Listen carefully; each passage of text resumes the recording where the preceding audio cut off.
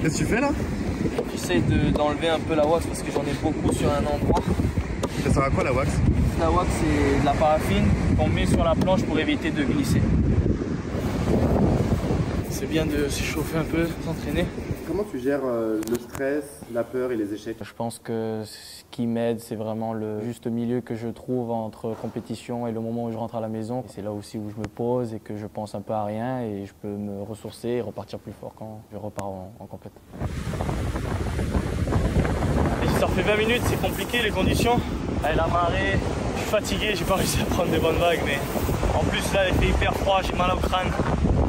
Ah, dur. C'est important. Ça, c'est des quilles. C'est justement ça qui va permettre à la porte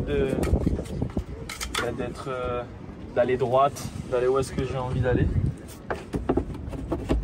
La planche, elle est d'ici alors? La planche, ouais. Bah après, j'ai beaucoup de planches sur lesquelles j'utilise en Europe.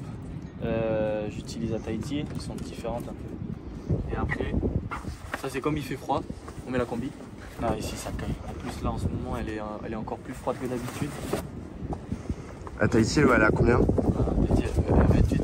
Alors, des fois, il peut y avoir des sessions où il y a du vent et tout. Donc, c'est bien d'avoir au moins un top. Une petite néoprène, mais que le haut, pas toutes les jambes, pas toute la tête. Let's go! Les surfeurs de haut niveau, ils s'entraînent souvent à la salle. Ils s'entraînent aussi mentalement, comme beaucoup d'athlètes, et ils passent beaucoup de temps dans l'eau. Les entraînements, c'est pas que dans l'eau, des entraînements qui sont assez complets. C'est ça qui est top, de pouvoir s'entraîner physiquement, mentalement, en visio, parce que j'essaie de travailler avec une préparatrice mentale aux États-Unis. On travaille sur la visualisation beaucoup, sur la respiration, sur la rapidité, au réflexe du cerveau. Donc c'est un peu complet, c'est beaucoup de choses. Hyper intéressante. Je vois l'évolution. Après, c'est compliqué, c'est assez subtil.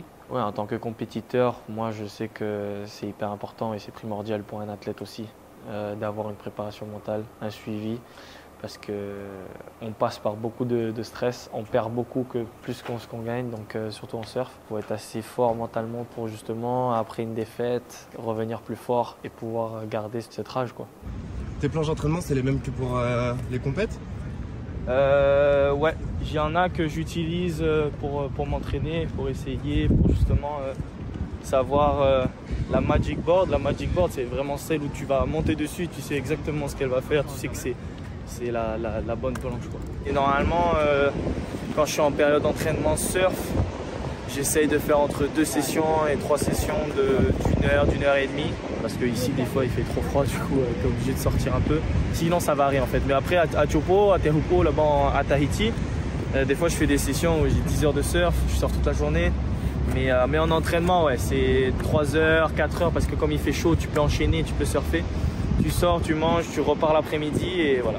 Mais la pression, elle est présente déjà quand tu parles des JO, parce que voilà, moi, j'ai jamais fait. J'ai toujours regardé ça avec attention. J'ai été là, quand j'étais petit, je regardais ça avec mon père. Et je sais que les JO, c'est quelque chose d'extraordinaire. Et le fait que ce soit à la maison, oui, déjà, voilà, pression aussi. Pression de vouloir bien faire, de vouloir donner le meilleur de soi pour rendre fier la France et Tahiti. Mais il y a aussi un peu de peur de décevoir. Donc, ça arrivera qu'une fois dans une vie d'avoir les JO à Tahiti. Donc voilà, on va tout faire pour y arriver et surtout s'amuser pour profiter du moment. Ça va être cette année à Tehupo.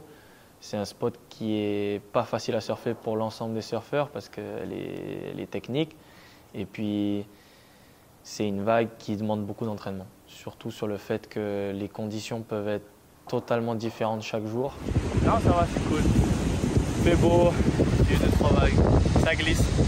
Les conditions idéales, en général, c'est souvent quand il n'y a personne à l'eau, quand il y a des vagues entre 1,50 m et 2 m, quand il y a un bon pic qui est joli, une vague qui déroule et surtout quand il n'y a pas de vent.